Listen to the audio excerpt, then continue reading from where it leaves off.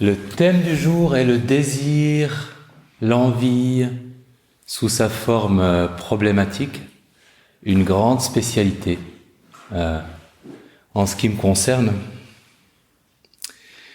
Alors, on va faire un petit sondage de départ.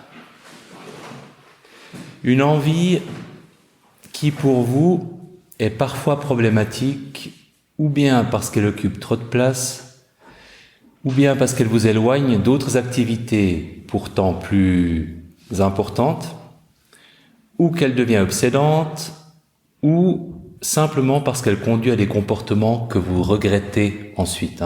Ça peut être des toutes petites choses. On peut simplement se demander quels sont les désirs qu'on a parfois suivis en se doutant un peu qu'on regretterait de les avoir suivis après. Et je vais faire une petite liste, vous pouvez fermer les yeux et simplement, on comptera pas trop les coches après, mais mettez une petite coche à chaque fois, intérieurement, à chaque fois que vous vous sentez concerné. Parmi ces envies-là, combien y en a-t-il qui sont parfois pour vous problématiques dans le sens que vous allez regretter de les avoir suivis? Envie de nourriture, envie de sexe ou de pornographie, envie de travailler, envie d'argent, envie de drogue, envie de cigarette, envie d'alcool, envie de sport, envie de médicaments, envie d'achat, quel qu'il soit, y compris en ligne, envie de jeux d'argent, jeux vidéo, envie de ranger et de nettoyer, parce que parfois ça devient obsessionnel aussi,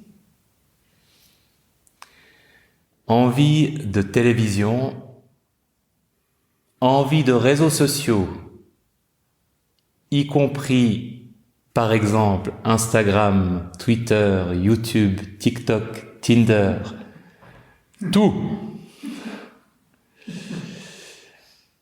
Et envie d'autres écrans de toute taille, de toute forme. Ok. Qui en a eu au moins une dans la liste qui est parfois problématique? Levez la main. 2. J'arrête là, c'est bon. 12. Donc c'est un problème. Après, c'est un petit ou un grand voleur de bonheur suivant les situations. Il y a certaines de ces envies sont très problématiques, et c'est là qu'il y a ces groupes qui se terminent par anonymes, qui se mettent en place. Et aujourd'hui, il y a des anonymes pour les addictions de réseaux sociaux, par exemple. Il n'y a plus que les outre-mangeurs anonymes, les alcooliques anonymes, les narcotiques anonymes. Il y a aussi les, je sais plus comment ils appellent ça, mais les personnes qui ont la conviction que leur usage des réseaux sociaux leur nuit et dépasse leur capacité de contrôle. Et ils ont des réunions. Paradoxalement, c'est des réunions en ligne, mais voilà. Donc, ces envies sont parfois problématiques, c'est une évidence.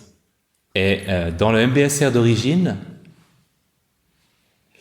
ça s'appelait réduction du stress basée sur la pleine conscience, et on n'en parlait pas. Et je pense que maintenant, c'est beaucoup plus important d'intégrer cet état d'esprit-là comme étant un état d'esprit sur lequel la méditation peut nous être utile pour prendre du recul et pour se libérer un peu de la place qu'il peut prendre.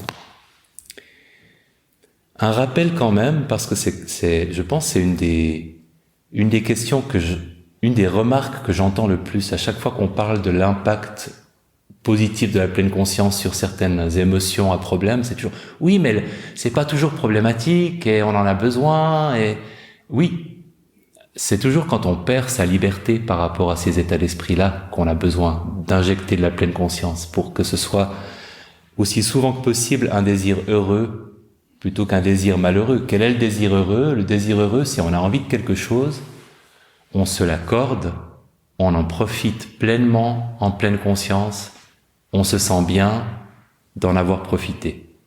Et on n'a pas de regrets et pas de remords. Ça, c'est le désir heureux. Et le désir malheureux, c'est à peu près la même chose, sauf qu'on se sent mal après, parfois même pendant, et qu'on regrette de l'avoir suivi. Donc on veut maximiser le nombre de désirs heureux et minimiser le nombre de désirs malheureux. Le but n'est pas de se débarrasser du désir, nous ne sommes pas dans une approche ascétique, monastique, masochiste, anti-plaisir. Voilà, comme ça c'est clarifié.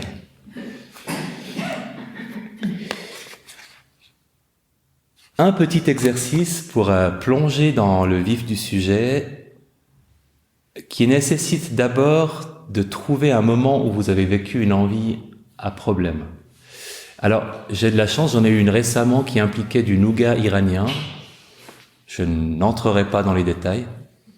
Mais du coup, prenez le temps de réfléchir, puis déjà fermer les yeux et vous demandez quelle serait une situation récente où vous avez senti que vous aviez affaire à une envie problématique, pas une envie épanouissante.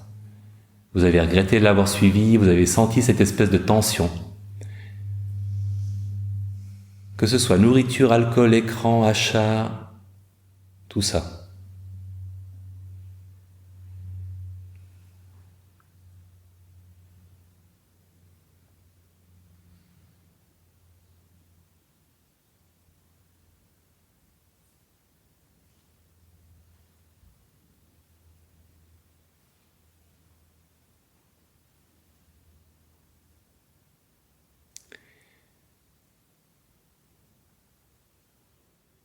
Vraiment une situation qui peut être récente ou plus ancienne. Les personnes qui n'ont pas encore trouvé un exemple de ce genre de situation-là peuvent juste lever la main que je me fasse une idée si je dois vous laisser encore un peu de temps. Ok. Il y a toujours des gens pour lesquels cet état d'esprit est très peu problématique, hein, donc ça implique parfois de remonter un peu le temps ou de prendre quelque chose de mineur. Juste un moment où vous avez perdu du temps sur un réseau social et à un moment vous rendiez compte que vous devriez arrêter mais vous avez continué un peu trop longtemps. Des choses simples.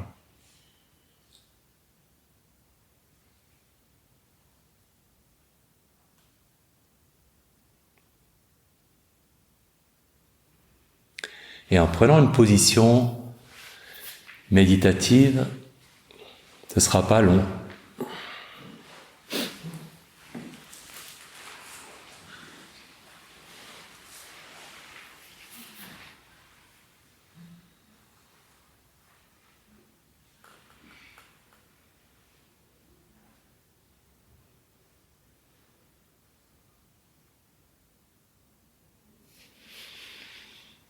Alors, quand cette situation a eu lieu, où étiez-vous? En commençant par vous rappeler le lieu et les circonstances.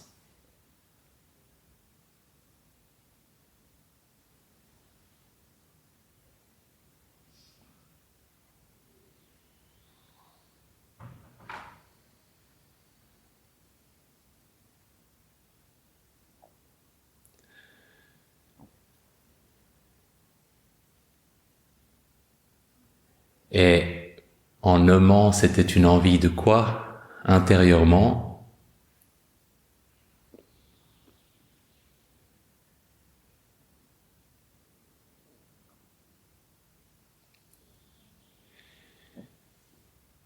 Et là, ça vous demandera peut-être un travail d'imagination ou de stimulation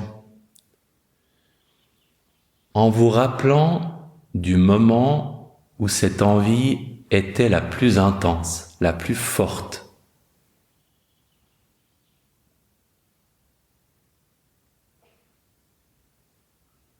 Comment c'était?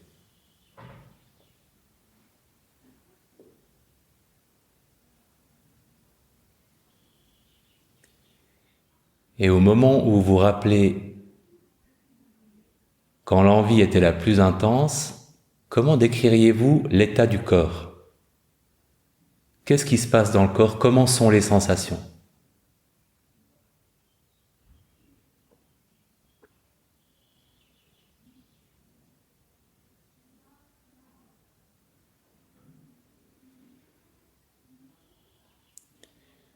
Est-ce que ces sensations sont plutôt agréables ou plutôt désagréables d'après vous?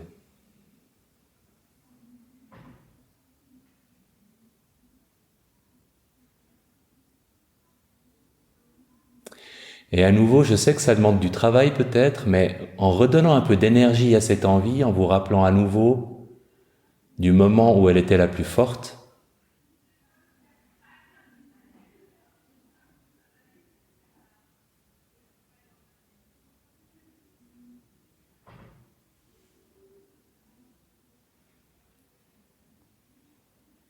émotionnellement, c'était comment?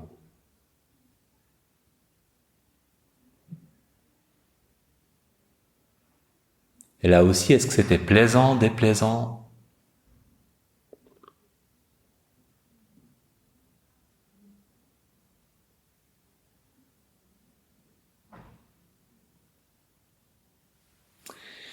Et une dernière fois, mettant à nouveau de l'intensité dans ce souvenir, quand cette envie était la plus forte pour vous, quand vous étiez vraiment pris dans cette envie,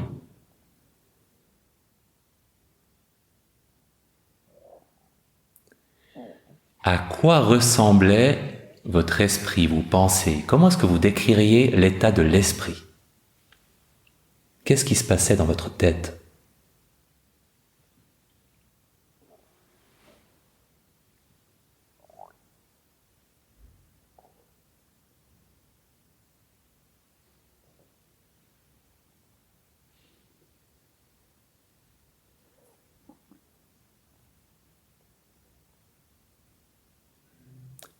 Comment décririez-vous l'état d'un esprit occupé par une envie? À quoi ça ressemble?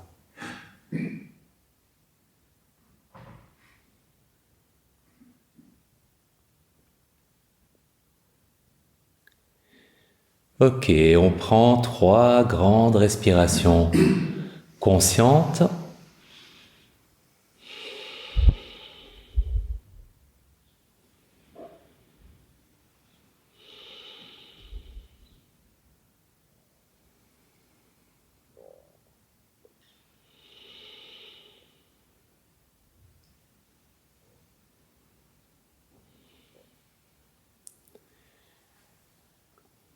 En vous demandant si cette envie vous la sentez maintenant ou pas.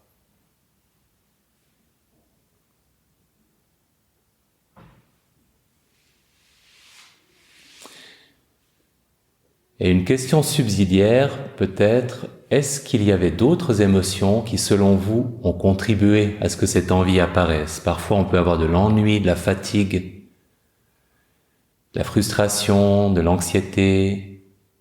Est-ce que une autre émotion était là et qu'elle a contribué à faire naître cette envie dans cette situation-là? Et si oui, laquelle?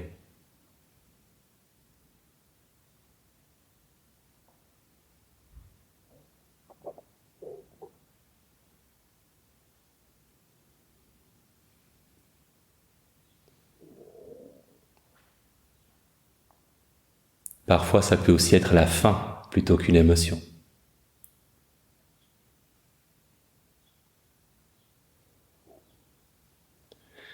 Ok, et en ouvrant les yeux, je vais faire un petit sondage. Juste quelques réponses par thème me suffisent, mais là, je sais que je sais pas si vous avez remarqué, autant c'est facile de se replonger dans un moment de stress où il y a eu de l'anxiété, de la colère, de la honte, etc.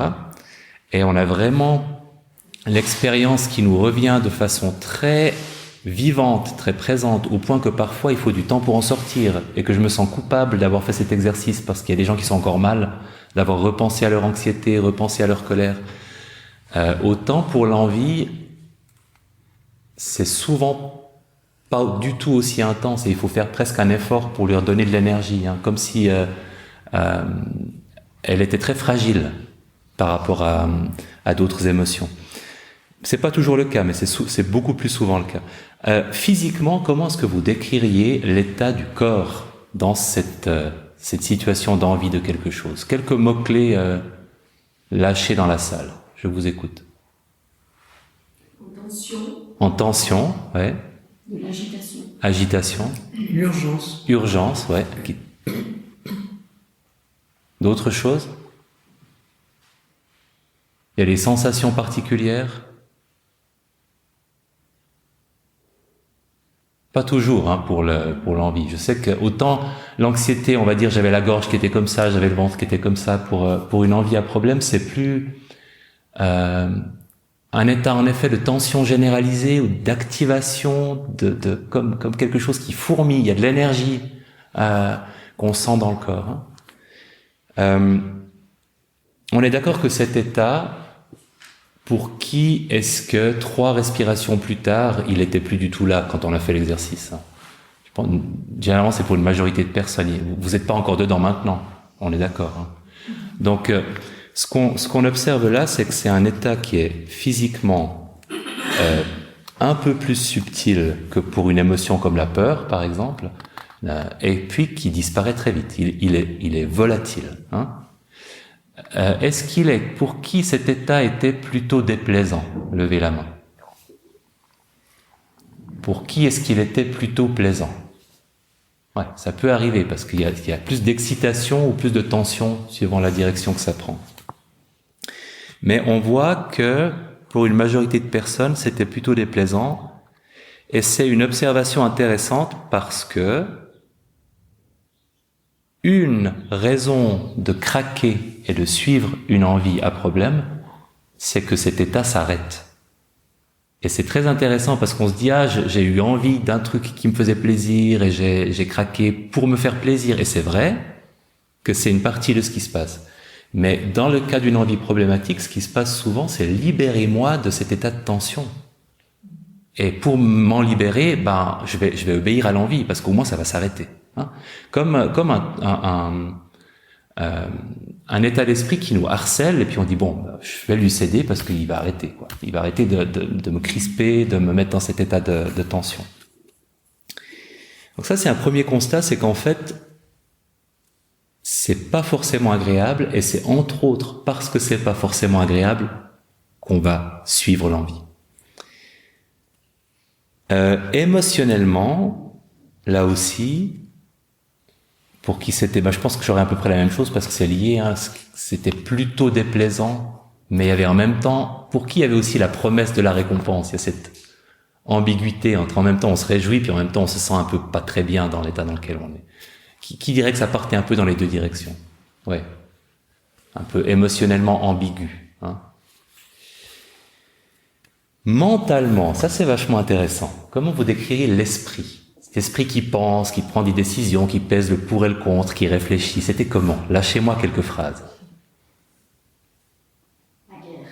La guerre, une guerre intérieure. Uh-huh. Un dilemme. Un dilemme. Diabolique. Diabolique, ouais. Dans quel sens? Moi, j'ai toujours l'impression que j'ai un diable. Un petit diable à l'intérieur. Et ouais, puis je dois céder. C'est presque un plaisir de céder au fait, finalement, alors que je sais que je dois pas. Oui, oui. Donc une tension, un dilemme, un conflit. Confus. Confus, ouais. Quoi d'autre? Mais dans le dilemme, il y a des fois aussi le fait de se dire j'ai le droit. Oui. Et ça c'est compliqué.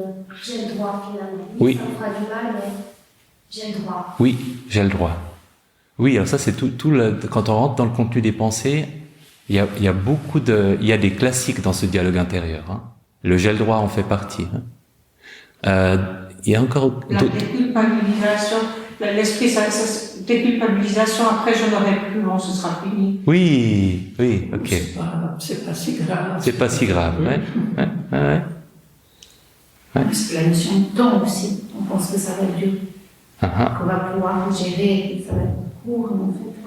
Oui. Et ça, ça dépend aussi justement de la durée du craquage. Parce que là, il y a encore d'autres mécanismes qui se mettent en place. Qui a le sentiment qu'il y a une restriction, un effet tunnel, comme si dans l'esprit, il n'y a plus qu'une chose qui est présente et qu'on perd la vision de tout ce qui existe autour. Qui a cette impression-là? Ouais. Là, c'est assez fort parce qu'en fait, c'est une restriction avec une alternative. Ou bien tu craques, ou bien tu te prives du craquage. Et dans les deux cas, en fait, ça va être un peu déplaisant. Mais si tu te prives, c'est très déplaisant, parce que cette tension va pas s'arrêter, tu auras toujours de vas-y, fais-le, qui sera là. Et puis si tu craques, t'as conscience que tu vas le regretter, que c'est pas vraiment ce que tu veux faire, que tu le fais pas en complète liberté, en complète conscience, la notion de plaisir est pas 100% là. Donc c'est deux alternatives qui sont aucune des deux pleinement satisfaisante sur le moment, mais c'est comme si le reste du monde, le reste des choses qu'on pouvait faire avec soi avait disparu. Il y a ou bien tu résistes et tu souffres, ou bien tu craques et tu souffres, et il n'y a rien d'autre. Tu peux pas sortir de cette situation et aller te promener. C'est ou bien. Ouais. Moi, j'ai l'impression que j'éteins l'esprit à ce moment-là. Oui. Voilà, je prends, je réfléchis plus, je veux pas réfléchir. D'une certaine manière, je sais que c'est pas vraiment bien, ou c'est pas ce que je veux, donc paf, j'éteins tout, et puis, voilà. Tu tires la prise. Je tire la prise. Ouais, qui a cette impression que la cognition est un peu déconnectée? Ouais. Et ça correspond à une réalité. Hein. Alors juste, si on rentre dans le détail des stratégies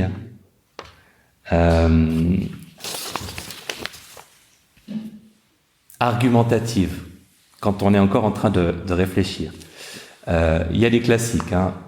Il y en a déjà qui ont été évoqués, mais il y a, je viens de vérifier le nom avec ChatGPT, qui a la voix de Roger Federer dans la version que j'ai choisie. C'est assez étonnant. Donc je lui ai demandé comment s'appelait cette situation où quelqu'un qui a pris une décision de ne plus du tout toucher à l'alcool en boit un dé à coudre et se dit ensuite foutu pour foutu, autant que je me bourre la gueule. Et il m'a répondu avec la voix de Roger Federer, je pense que tu veux parler de l'effet de violation de l'abstinence. L'effet de violation de l'abstinence a été décrit. Donc il a cette voix-là, je sais pas pourquoi, c'est très bizarre. Toujours est-il que grâce à ChatGPT, je sais que ça s'appelle effet de violation de l'abstinence, et c'est ce truc où vous vous étiez dit, en tout cas, le sucre pour moi cette semaine c'est fini. Et vous mangez un quart de cookie, et vous dites, bon voilà. Autant que je mange la boîte.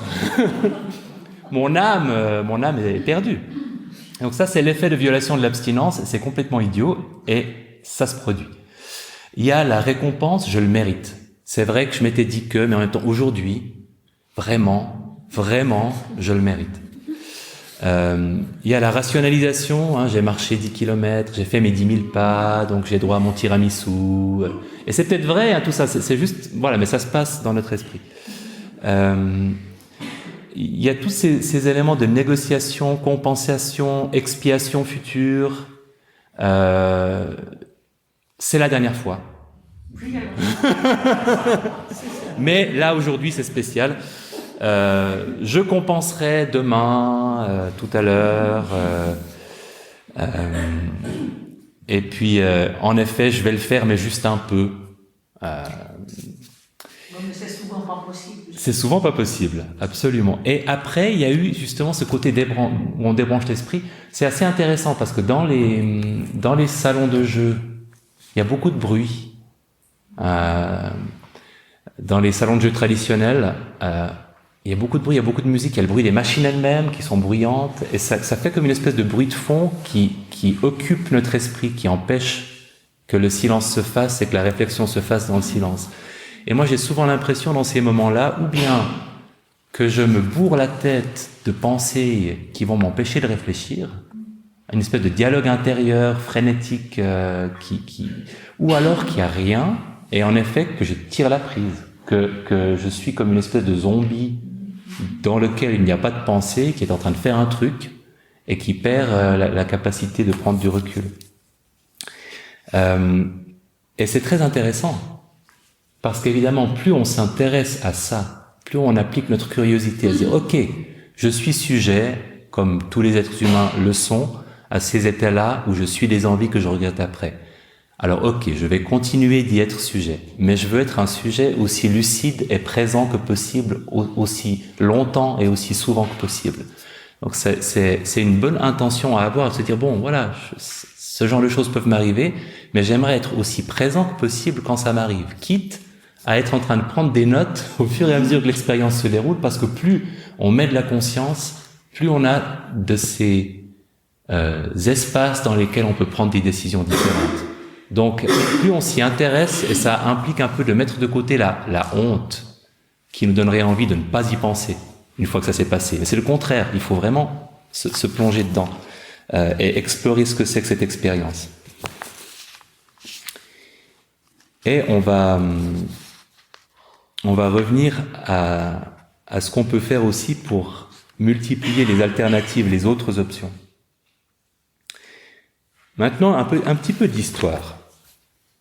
Comment est-ce qu'on en arrive à vivre ces envies à problème ? À un moment de notre enfance, on découvre la gratification immédiate. Et c'est un plaisir d'une grande innocence et extrêmement agréable.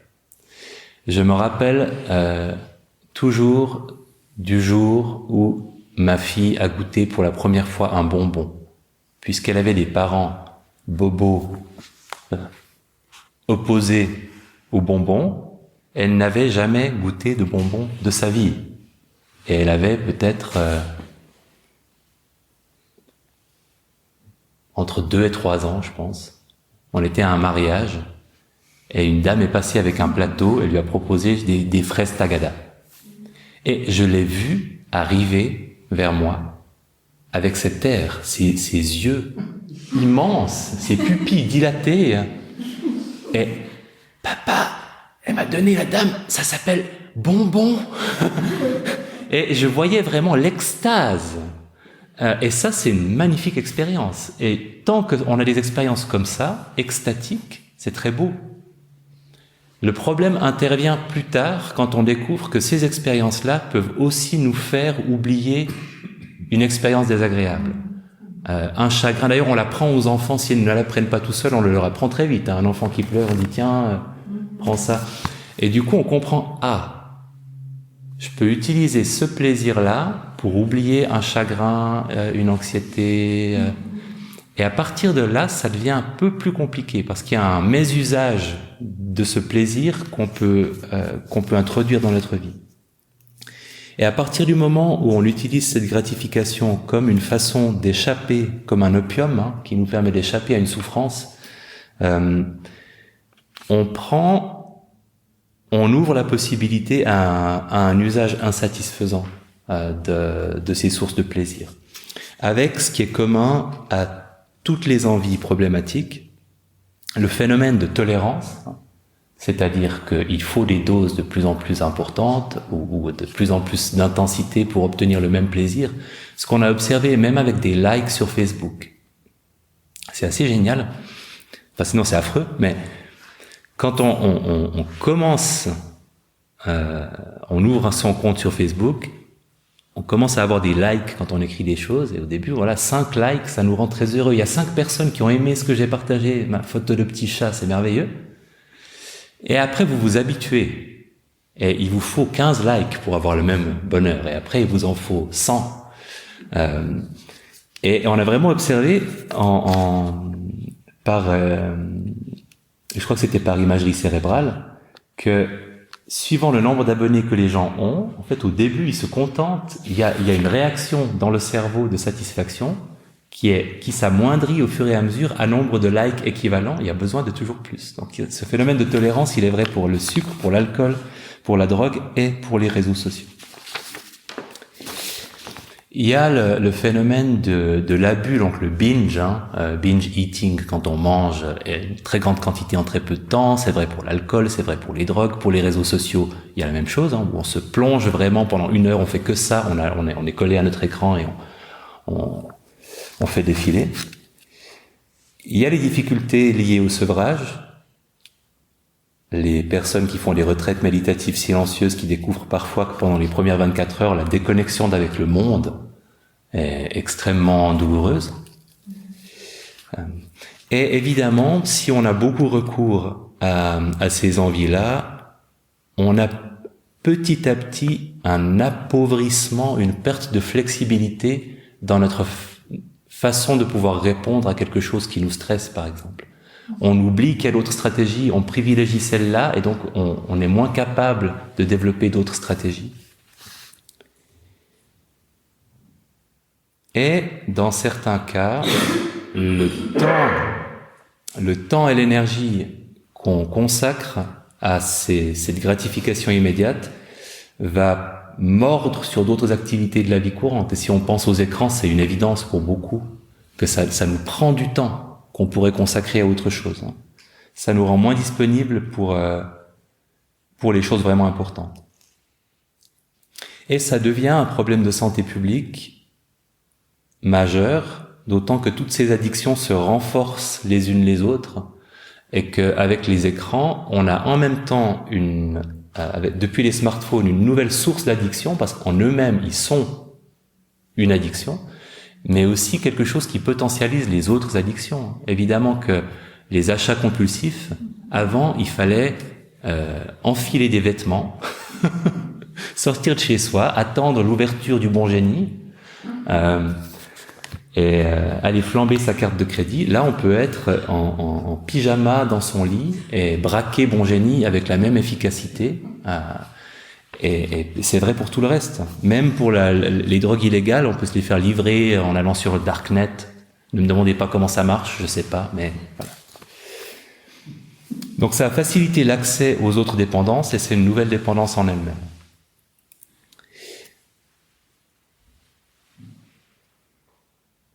C'est toujours le même circuit dopaminergique, et évidemment tout n'est pas problématique, mais c'est un état qui gagne à être reconnu dans la vie quotidienne. Juste la petite envie de café, le moment où vous sortez votre téléphone parce qu'il y a un vague moment d'ennui, où il y a un vague moment de fatigue, où il y a un vague...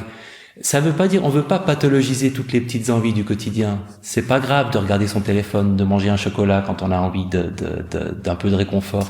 Mais simplement de le faire en liberté et en conscience de ce qu'on fait, et du coup d'en profiter, de minimiser la part désagréable et de maximiser la part agréable, et d'avoir conscience aussi, ce qui relève du même état, c'est la procrastination. Quand vous devez envoyer un mail ou faire vos impôts, et que vous ouvrez un onglet, et que vous tapez quelque chose, vous faites une recherche, et que de sentir ce qui se passe dans ces moments-là.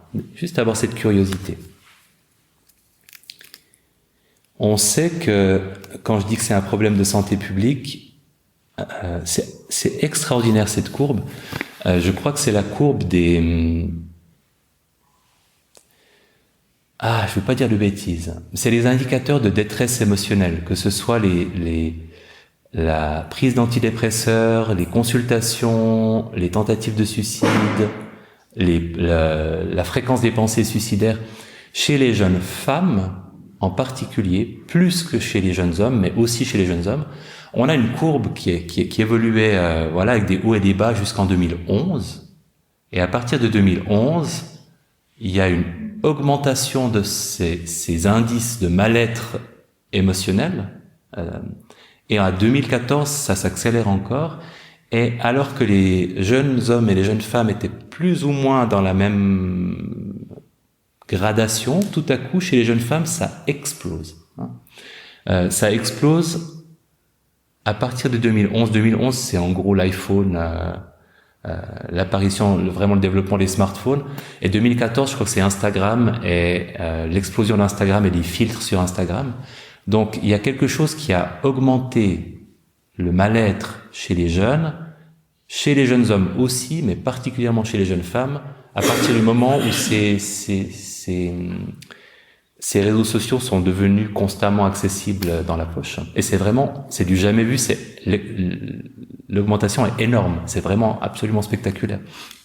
Donc, la dépendance à ces appareils-là, peut-être parce que ça renvoie à des vulnérabilités quant à l'image,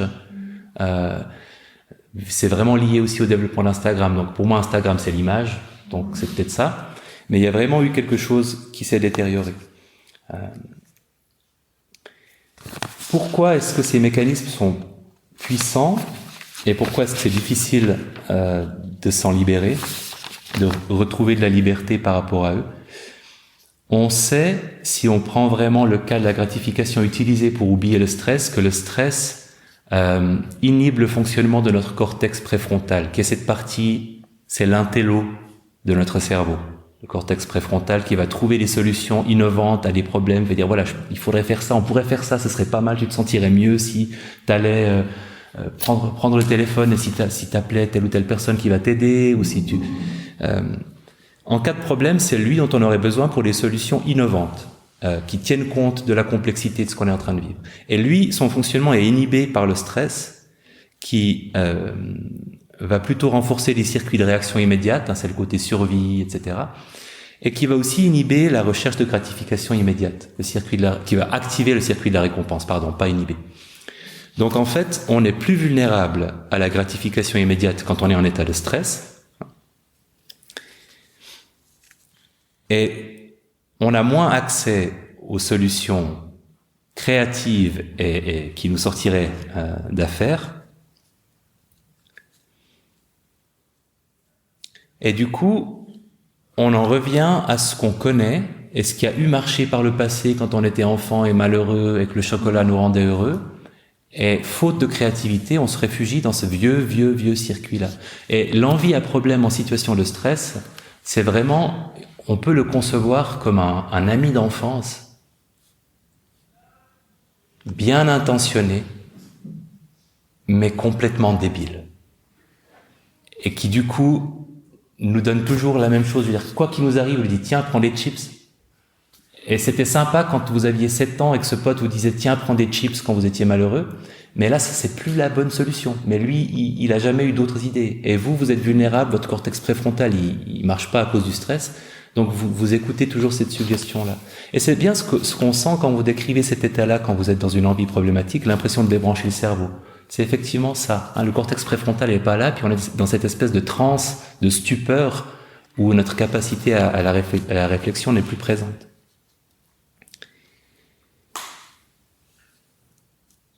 Et c'est pour ça que quand on en émerge, on se dit, mais ça fait 30 ans que je sais que ça marche pas, ce truc, de me jeter sur le chocolat quand je suis stressé.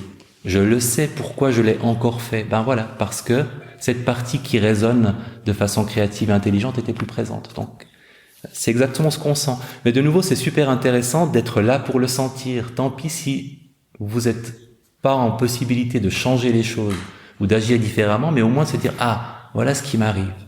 C'est cette espèce, quand je sens ça, ça veut dire que mon cortex préfrontal est débranché, ou qu'il était débranché. Et plus on a cette curiosité, plus on gagnera en marge de manœuvre. Alors, ça c'est une des choses qu'on peut faire, c'est connaître cet état quand il se produit, avoir de la curiosité pour lui, et le connaître dans le détail. Et ce qui est évidemment miraculeux, c'est que plus on a de la curiosité pour lui, plus ça nous offre des portes de sortie de cet état de transe. Et c'est très compliqué d'avoir un moment de lucidité dans un état d'envie de quelque chose. Mais par contre, comme on l'a vu, c'est un état extrêmement fragile. Vous êtes à 3 respirations d'être libéré de cette envie.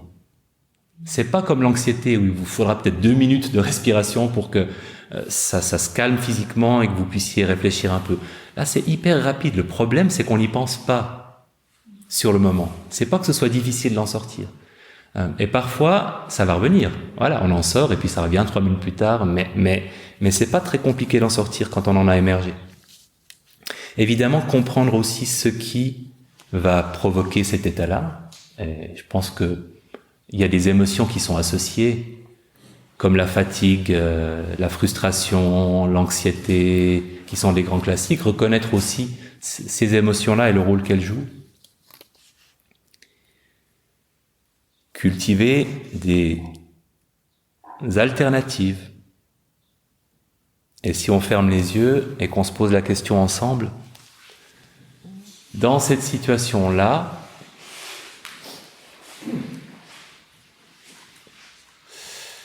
si vous vous rappelez de l'envie à problème que vous avez choisi, qu'est-ce que vous auriez pu faire qui vous aurait aussi fait du bien, mais qui n'aurait pas été ça? Est-ce qu'il y avait d'autres options? Parce que parfois il n'y en a pas, mais est-ce qu'il y en avait d'autres?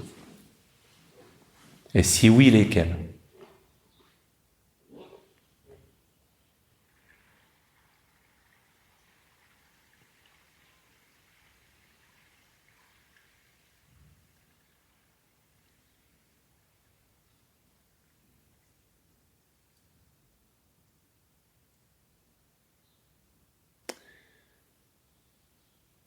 Et moi, je réalise que c'était surtout que j'avais trop faim.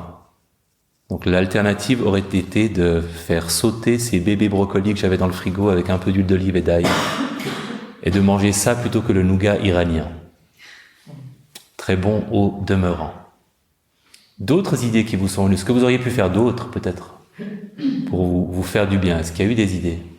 Moi, je me disais par rapport au chocolat, en place de manger le chocolat jusqu'à satiété, puis il faut le finir, parce qu'après, au moins, il n'y en aura plus. Puis après, jusqu'à... Voilà, bref. Mais prendre une petite cuillère de miel, parce que ça apporte quand même un peu de douceur, sans les... Puis ça reste plus longtemps, voilà. Au lieu de tout ce chocolat, je sais pas, un fruit, ouais, mais bon, un fruit, c'est quand même pas la même chose. Donc, je me disais, un tout petit peu de miel, c'est bon pour la santé si c'est du bon miel. Bon, pas le pot, hein, mais... Ou la ritualisation du carré de chocolat, parce qu'on l'a fait parfois cet exercice de fermer les yeux et de manger le tout petit carré de chocolat en pleine conscience. Et on l'a fait de coup, mais non, ça, c'est ce qui me concerne.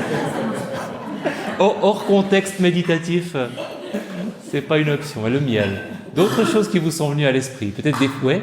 Moi, prendre un bain. Prendre un bain. Je pense que je devrais faire ça plus souvent. Et ouais, je pense que ça pourrait marcher. Ça, c'est quelque chose souvent, notamment par rapport à la nourriture, de pas s'autoriser une expérience plus longue de prise de soin de soi nous force à faire quelque chose de plus concentré parce qu'on s'accorde pas le temps nécessaire et du coup ça tombe sur la nourriture alors que le bain chaud nous aurait fait un bien plus profond, par exemple. Ouais. D'autres choses?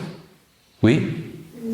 Essayer d'anticiper un peu et peut-être m'autoriser déjà un plaisir dans la journée. Je sais que à la fin du repas, le soir, je me suis fait une crème au chocolat que j'ai fait moi-même et je sais que ce sera mon moment de plaisir et j'ai planifié et j'ai le droit. Oui, oui. Là, ça renvoie aussi à une approche bienveillante envers soi-même où on évite d'exiger des choses impossibles de soi-même et on s'aménage un plaisir dont on va pleinement profiter. Ouais. D'autres choses? Souvent, on n'est pas tout seul, puis après, on nous propose. Oui. On n'a pas anticipé ça. Oui. Donc, oui. C'est dur. Oui, c'est dur. Se souvenir du plaisir qu'on a de ne pas avoir craqué.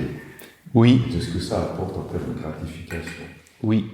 Et du coup, faire du fait de ne pas avoir craqué une gratification formellement, c'est-à-dire pas considérer que ce soit la norme, et c'est bien la moindre des choses que j'ai pas craqué, mais se dire non, c'est une satisfaction qu'on peut s'accorder aussi. Ouais. Je suis un héros. Exactement. Donc j'ai mérité un peu de chocolat.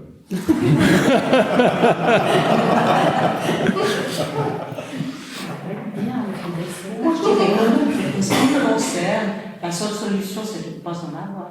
Oui, là c'est dans l'ordre de la prévention. Ouais. Oui, et c'est aussi, ça c'est quelque chose dans le... ça m'avait pas plu quand j'avais dit ça dans une formation justement à l'alimentation en pleine conscience, mais je pense que juste c'est réaliste parce que c'est vraiment dans le manger en pleine conscience, on vise finalement la relation épanouie à ce qu'on mange en s'autorisant à manger absolument tout ce qu'on veut, mais en trouvant le chemin d'une relation harmonieuse et satisfaisante à ce qu'on mange. Et oui, et c'est une belle voie à suivre, Mais il faut aussi admettre que pour certaines personnes, le sucre est une substance chimique concentrée qui a un effet sur notre système nerveux avéré, tout comme l'alcool a un effet sur notre système nerveux avéré.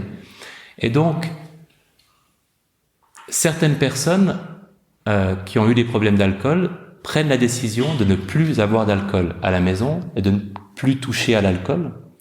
Et on ne les juge pas extrémistes, on comprend qu'elles se sentent vulnérables et que parce qu'elles se sentent vulnérables, elles ont besoin de prendre ce genre de mesures-là.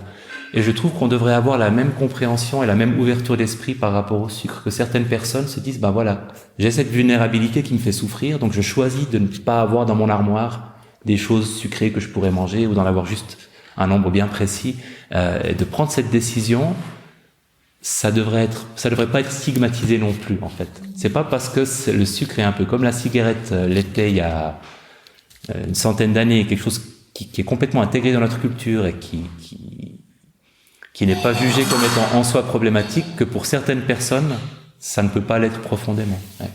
Donc aussi reconnaître ça, parce que je trouve que c'est dommage de se fermer à cette possibilité-là, parce que pour certaines personnes, le bonheur est là. C'est dans le fait de reconnaître qu'elles ont perdu une relation harmonieuse avec cette substance-là, comme d'autres ont perdu une relation harmonieuse avec l'alcool, et puis que, pour un temps en tout cas, c'est mieux de prendre cette décision.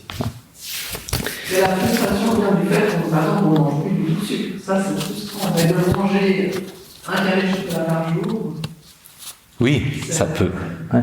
Quelque chose peut apporter, parce que c'est des abus qui sont. Après, si on boit un verre de vin chaque jour, voilà, c'est ça. Hein. Mais c'est la même chose. Mais pour certaines personnes, mon épouse, par exemple, c'est une bière dont elle profite à fond, et elle est parfaitement satisfaite comme ça, et elle n'a pas besoin de plus.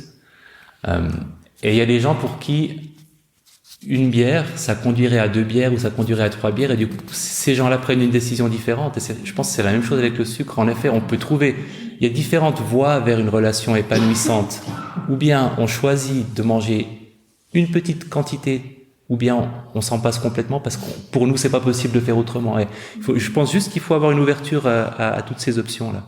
Et on peut tricher aussi et se faire comme moi des sabayons au citron à l'allulose. Vous connaissez pas l'allulose? C'est un sucre d'origine naturelle qui n'est pas sucré. Je teste récemment l'allulose. Vous savez faire un sabayon? Non. C'est une merveilleuse émulsion basée sur des œufs, une belle tradition italienne. D'habitude, on prend un petit verre d'un vin doux, ça peut être du Marsala, ça peut être différent, voilà, qu'on verse dans un bol en inox.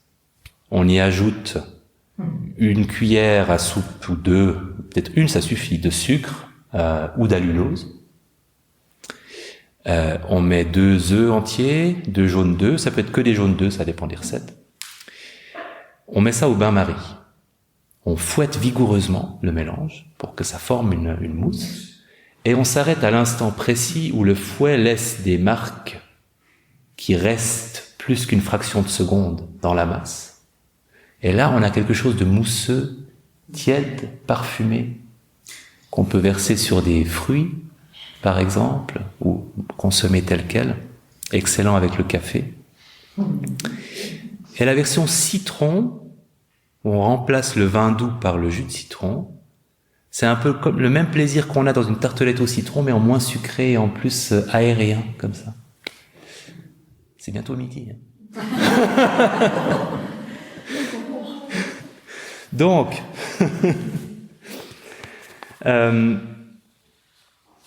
il y a aussi cultiver les autres sources de plaisir sans risque d'addiction. On a parlé des bains, le sport, la relation avec la nature, l'amour,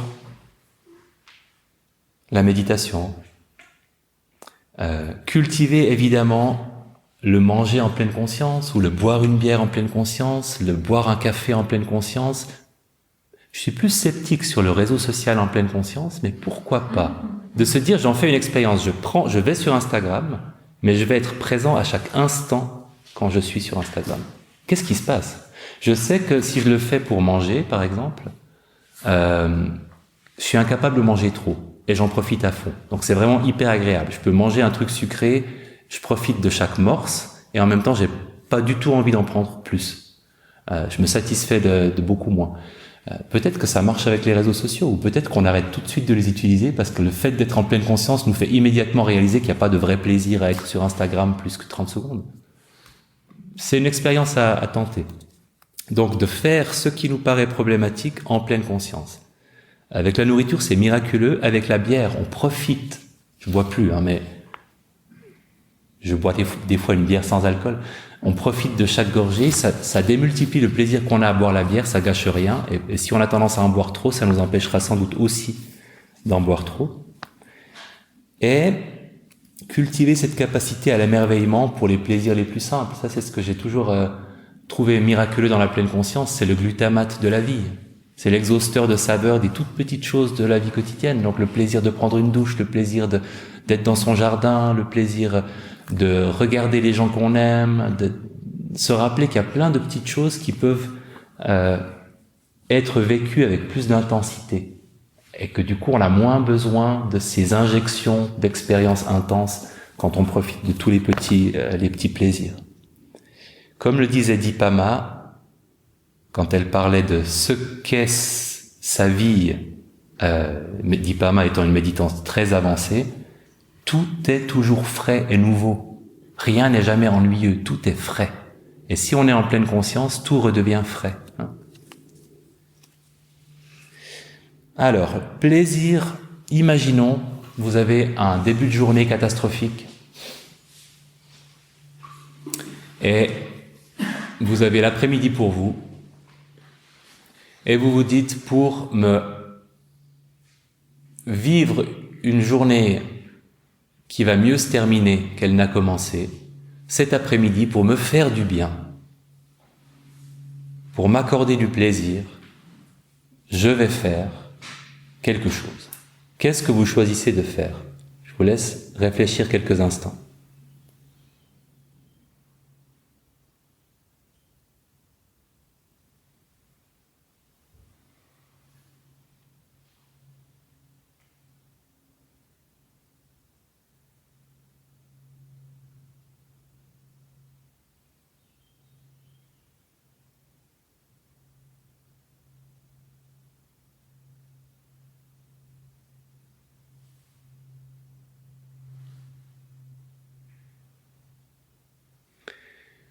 Et peut-être que ça nous permettra de remplir chacun notre boîte à idées. Moi, j'ai simplement pensé à une longue promenade au bord d'une rivière. J'ai plusieurs options en tête. D'autres idées, lâchez-les dans la salle. Marcher dans la forêt. Marcher dans la forêt. Un massage chaud. Un massage. Un bon bain chaud. Un bon bain chaud.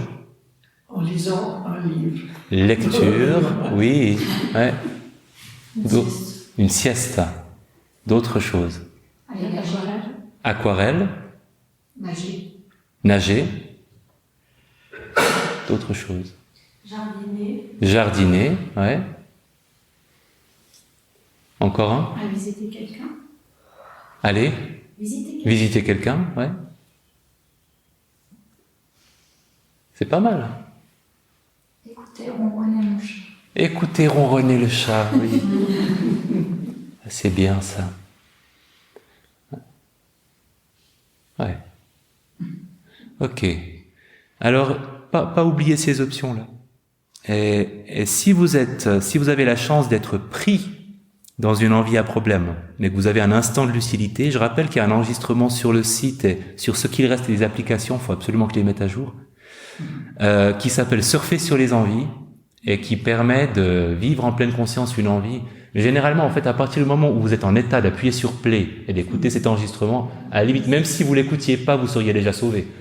Mais enfin, ça donne des moyens supplémentaires de sortir de cet état de transe et de se demander qu'est-ce qu'on peut vraiment faire pour se faire du bien.